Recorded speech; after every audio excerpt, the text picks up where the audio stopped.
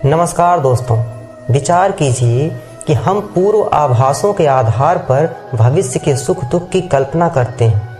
भविष्य के दुख का कारण दूर करने के लिए हम योजना बनाते हैं, किंतु कल के संकट को आज निर्मूल करने से हमें लाभ मिलता है या हानि पहुंचती है, यह प्रश्न हम कभी नहीं करते। सत्य तो यह है कि संकट और उसका निवारण साथ साथ जन्म लेते हैं, व्यक्ति के लिए भी और सृष्टि के लिए भी, और यही सत्य है।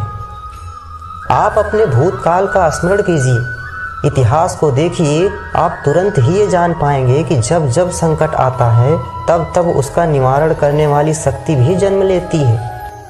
यही तो संसार का चलन है। वस्तुतः संकट ही शक्ति के जन्म का कारण है।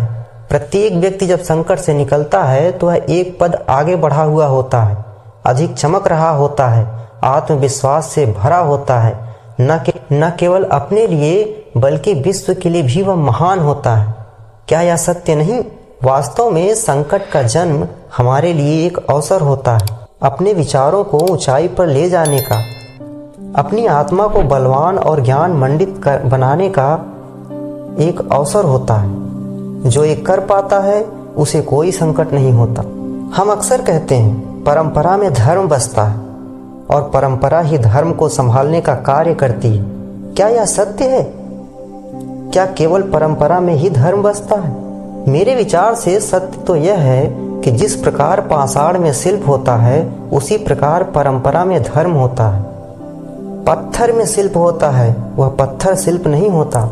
शिल्प को उजागर करने के लिए उसे तोड़ना पड़ता है, अनावश्यक भागों को दूर करना पड़ता है। उसी प्रकार परंपराओं में धर्म ढूंढना पड़ता है। आप विचार कीजिए कि अगर श्री कृष्ण द्वारा इंद्र पूजा की परंपरा को तोड़कर गोवर्धन पूजा का धर्म न ढूंढा जाता तो यादवों को उनकी मुक्ति का मार्ग कभी मिल पाता? अर्थात परंपरा को पूर्णतः छोड़ देने वाला धर्म से वंचित रह जाता है और परंपरा का अंतः अनुकरण करने वाला भी धर्म को प्राप्त नहीं कर पाता।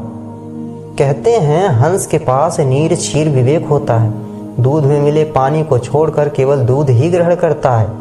तो क्या सच्चा धर्म प्राप्त करने के लिए हृदय में ज्ञान से जन्मा विवेक आवश्यक है?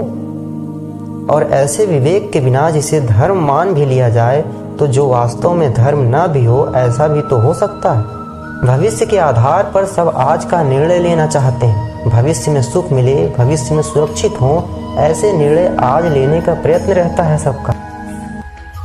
आप अपने जीवन को देखिए, क्या आपके अधिकतर निर्णय के पीछे भविष्य का विचार नहीं होता?